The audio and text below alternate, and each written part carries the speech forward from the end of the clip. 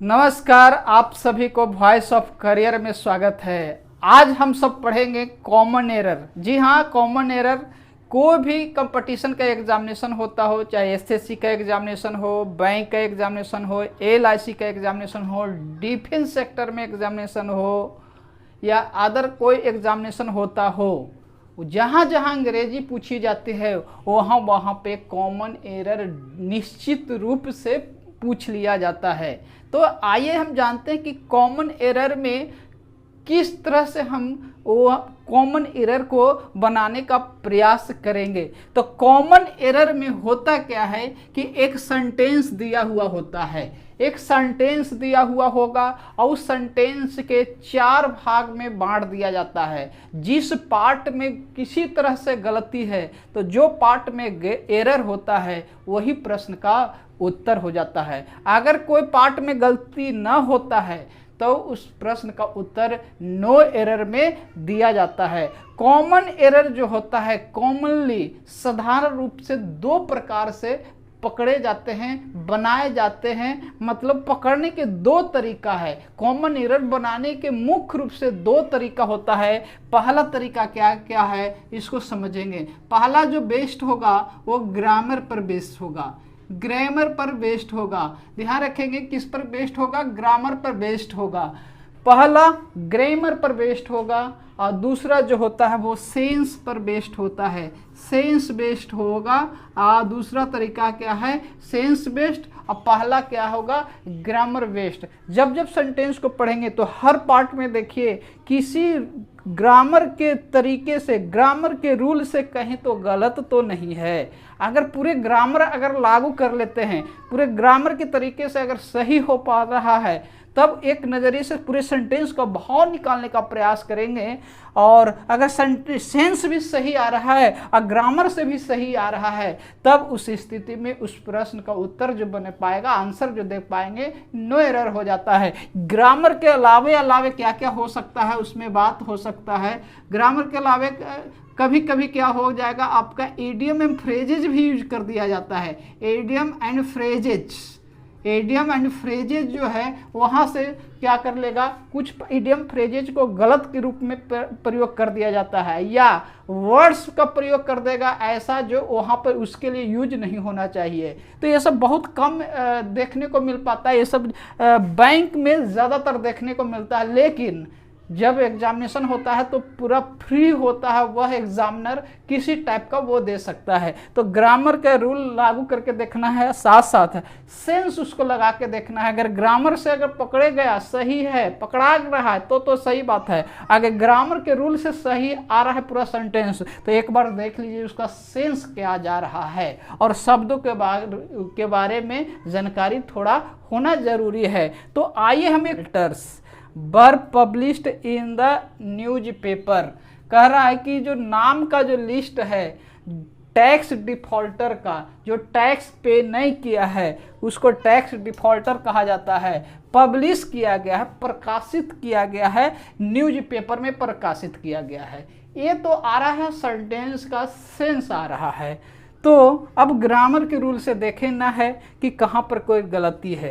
तो सबसे पहले जो ध्यान देने वाली जो मोस्ट जो सही होता है वो टेंस को देखना चाहिए। और क्या देखना चाहिए, subject verb agreement. Subject verb agreement मतलब हो गया सेंटेंस। सेंटेंस में सब्जेक्ट कौन है और उसके लिए वर्ब कौन आ रहा है, इस पर बहुत ज़्यादा क्वेश्चन पेपर में देने का काम करता है। यहाँ पर जैसे वर दे दिया, ये प्लूरल वर्ब है तो प्लूरल वर्ब का प्रयोग किसके लिए होता है, जब सेंटेंस में कौन सा आ जाए, प्लूरल वर्ब, प्लूरल सब्जेक्ट आएगा तभी प्लूरल वर्ब का प्रयोग होगा। प्लूरल सब्जेक्ट होगा तो प्लूरल वर्ब का प्रयोग होगा। लेकिन यहाँ पर देखिए कौन सा सब्जेक्ट है पता नहीं, तो मैं आपको बताता हूँ इसका डील करके। इस प्रश्न का उत्तर तो जो हो जाएगा वह सी हो जाएगा। वर के जगह पर वाज का प्रयोग होगा। वर के जगह पर किसका प्रयोग होगा, वाज का प्रयोग होगा। क्यों होगा आइए समझते हैं। क्या है कि जब नाउन 2 नाउन के बीच में प्रीपोजिशन आ जाए, दो नाउन के बीच में क्या आ जाए, प्रीपोजिशन आ जाता हो। दो नाउन के बीच में क्या आ जाए, प्रीपोजिशन आ जाता हो। प्रीपोजिशन के रूप में कोई भी हो सकता है, इन हो सकता है, टू हो सकता है, विथ हो सकता है, फॉर हो सकता है, यानी कुछ भी हो सकता है। तो प्रीपोजिशन दो नाउन के बीच में प्रीपोजिशन आ जाता हो तो वर्ब जो होगा, वर्ब जो देंगे पहले वाले नाउन के अनुसार होगा। पहले वाला सब्जेक्ट हो जाता है, प्रीपोजिशन के जस्ट पहले वाला क्या हो जाता है, वह सब्जेक्ट होता है। तो आइए जरा देखिए, ये ऑफ है, ऑफ क्या है, आपका प्रीपोजिशन है। यहाँ नेम्स भी नाउन है और लिस्ट भी नाउन आ रहा है। ऑफ द टैक्स डिफॉल्टर्स भी नाउन आ रहा है, ऑफ के बाद ए भी आ रहा है। तो देख सकते हैं यहाँ पर प्रीपोजिशन है, प्रीपोजिशन है, यहाँ पर नाउन है। तो इस पहले वाला जो प्रीपोजिशन है उसके जस्ट पहले वाला कैसा सब्जेक्ट नाउन है, द लिस्ट। द लिस्ट जो है वह सिंगुलर सब्जेक्ट है। जब सब्जेक्ट सिंगुलर होगा, देख रहे हैं, the list of the names है तो नेम्स नहीं होगा, ये प्रीपोजिशन के बाद वाला नाउन हो गया। प्रीपोजिशन के पहले वाला जो नाउन होगा वही मेन सब्जेक्ट का, वो सेंटेंस का सब्जेक्ट हो जाता है। तो द लिस्ट जो है वह सिंगुलर में है, इसलिए वर्ब भी क्या होगा, सिंगुलर हो जाएगा। इसलिए प्रश्न का उत्तर कौन सा में जाएगा, सी में जाएगा। उम्मीद करते होंगे कि WH जब सेंटेंस के बीच में आता है, जब WH सेंटेंस के बीच में आता है, WH के मतलब हो गया वाई हो सकता है, वेन हो सकता है, वेयर हो सकता है, हाउ हो सकता है, ये सब जब सेंटेंस के बीच में आता है तब इसके बाद जो होगा पहले सब्जेक्ट होगा और तब फिर क्या होता है, वर्ब होता है। सब्जेक्ट के बाद वर्ब होगा। WH जब बीच में आता है तो सब्जेक्ट पहले होता है तब वर्ब होता है। कभी भी प्रयोग ऐसा बीच में आने पर ऐसा नहीं होगा कि इनके तुरंत बाद हेल्पिंग वर्ब का प्रयोग हो जाएगा, तो वो गलत होता है। जब बीच में आता है तो WH के बाद सब्जेक्ट के बाद वर्ब होता है। तो बी पार्ट में ध्यान से देखिएगा, WY है, Y के बाद तुरंत बाद जो है क्या आ गया है, वर्ब आ गया है। जबकि क्या होना चाहिए, सब्जेक्ट होगा तब उसके बाद वर्ब हो जाएगा। तो डीड से पता चलता है कि पास्ट टेंस में है। डीड से क्या पता चलता है कि पास्ट टेंस में है, तो इसको सब्जेक्ट के बाद रखेंगे। और एक ही सेंटेंस में सब्जेक्ट के बाद दो गो वर्ब का प्रयोग नहीं होता है। सब्जेक्ट के तुरंत बाद कॉल और डीड एक साथ प्रयोग नहीं होगा। तो इसको इस ढंग से लिखा जाता है, वाई ही कॉल्ड का प्रयोग हो जाएगा। कॉल्ड का मतलब हो गया पास्ट टेंस का प्रयोग हो चुका है, तो वाई ही कॉल्ड का प्रयोग होगा। क्यों प्रयोग होगा, क्योंकि WH जब भी सेंटेंस के बीच में आता है, WH का मतलब क्या हो गया, WH से शुरू होने वाले बहुत सारे 8 शब्द होते हैं, उसमें से कुछ शब्द के बारे में हम चर्चा यहाँ पर किए हैं। और हु भी हो सकता है, वेन भी हो सकता है, वेयर भी हो गया, हाउ भी हो गया, ये सब बीच में आता है तो इसके बाद सब्जेक्ट के बाद वर्ब का प्रयोग होता है, न कि हेल्पिंग वर्ब के बाद सब्जेक्ट का प्रयोग होता है। तो वह गलत हो जाता है। तो गलत क्यों था, क्योंकि WH बीच में आया है, बीच के में तुरंत इसके बाद हेल्पिंग वर्ब का प्रयोग कभी भी नहीं होता। हाँ, जब शुरू में आएगा, जब WH शुरू में आता है तो उसके बाद क्या होगा, शुरू में आएगा WH, उसके बाद हेल्पिंग वर्ब और उसके बाद सब्जेक्ट, तब प्रिंसिपल वर्ब होता है। तो यह कौन सा पार्ट में गलत कह रहा है, मोस्ट पीपल आर अफ्रेड, अधिकांश लोग भयभीत है। किससे, आजकल कोरोना से आजकल अधिकांश लोग भयभीत है। तो इसमें क्या है, सेंटेंस जो है सेंस सही आ रहा है, और ग्रामर से देखेंगे तो मोस्ट पीपल का प्रयोग नहीं होता है। सही फ्रेज जो यूज होता है मोस्ट के साथ वह होता है मोस्ट ऑफ पीपल होता है। क्या लिखेंगे, मोस्ट ऑफ पीपल सही होता है, न कि मोस्ट पीपल सही होता है। तो यहाँ पर शब्दों से गलत था तो मोस्ट ऑफ हो जाएगा, तो पहला पार्ट क्या था, गलत हो जाएगा। क्वेश्चन 4 नंबर में, और सो पहले से ही क्या हो चुका था, चालू हो चुका है। तो ध्यान से यहाँ पर देखेंगे, गॉट हमारा क्या है, पास्ट टेंस में है, ठीक है। और बाज भी क्या है, पास्ट टेंस में है।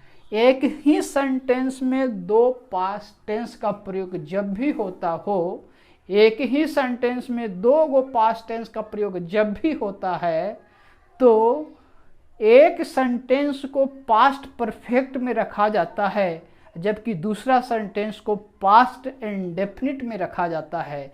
आप सबको पता होना चाहिए या मालूम होगा कि पास्ट परफेक्ट जो होता है, पास्ट परफेक्ट जो होगा वो उसमें क्या होता है, सब्जेक्ट होता है, हेड होता है, V3 होता है, ऑब्जेक्ट होता है, तब कंप्लीमेंट होता है। और जबकि पास्ट इंडेफिनिट का पहचान होता है, पास्ट इंडेफिनिट का पहचान क्या होता है कि सब्जेक्ट है, वर्ब का दूसरा होता है, ऑब्जेक्ट होता है और कंप्लीमेंट का प्रयोग होता है, तो पास्ट इंडेफिनिट होता है। तो जब एक ही सेंटेंस में दो दो क्या पार्ट हो, पास्ट टेंस में हो, तब उस स्थिति में क्या होगा, पहला सेंटेंस जो होगा, पहला जो एक सेंटेंस जो होगा पास्ट इंडेफिनिट में और दूसरा सेंटेंस जो होगा वो पास्ट परफेक्ट में होता है। लेकिन सवाल ये उत्पन्न होता है कि कौन सा सेंटेंस पास्ट परफेक्ट में होगा और कौन सा सेंटेंस जो है पास्ट इंडेफिनिट में होगा।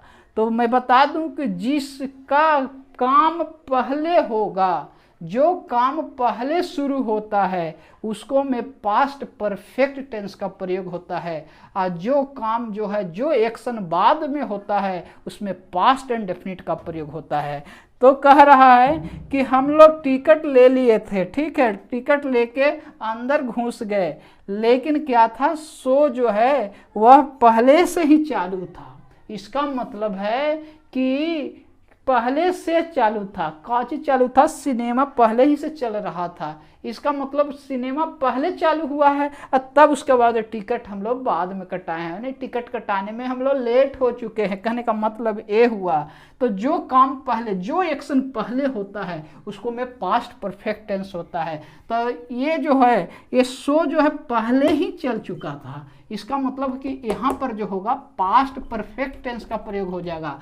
तो पास्ट परफेक्ट में किसका प्रयोग होता है, हैड प्लस V3 होता है। तो शो के बाद क्या हो जाएगा, हैड का प्रयोग होगा। और ऑलरेडी है ये है, बीगन जो होता है V3 होता है, बिगिन, बिगेन और बिगन होता है। जो बिगन V3 है, इसका मतलब यहाँ पर पास्ट परफेक्ट का प्रयोग हो जाएगा, तब जाकर सेंटेंस क्या होगा। चलिए आइए देखते हैं कहाँ गलती है। तो आपको पता चल गया होगा कि गलती कहाँ है, बी पार्ट में गलत है।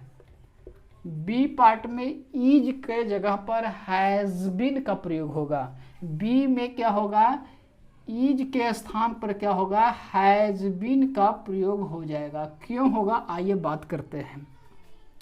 जब भी सेंटेंस में सिंस, जब भी इसके साथ टाइम जुड़ा हुआ हो, सिंस या फॉर के साथ टाइम जुड़ा हुआ होगा, तो दो ही टेंस का प्रयोग होगा। कौन कौन सा टेंस का प्रयोग हो सकता है, पहला जो होता है प्रेजेंट परफेक्ट कंटिन्यूअस, या past perfect continuous,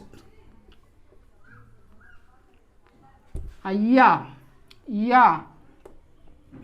perfect tense, perfect present perfect, या पास्ट परफेक्ट। यही दो का प्रयोग हो सकता है, तब सही हो सकता है। कब, जब सिंस के साथ फॉर लगा हुआ, फॉर के बाद टाइम हो या सिंस के बाद टाइम जुड़ा हुआ हो, तो दो ही प्रकार का टेंस आ सकता है, प्रेजेंट परफेक्ट कंटिन्यूअस या पास्ट परफेक्ट कंटिन्यूअस, या प्रेजेंट परफेक्ट टेंस या पास्ट परफेक्ट टेंस का प्रयोग हो सकता है। लेकिन कभी भी इंडेफिनिट टेंस, इंडेफिनिट कहने का मतलब हो या तो प्रेजेंट इंडेफिनिट या पास्ट इंडेफिनिट, और कंटिन्यूअस, प्रेजेंट कंटिन्यूअस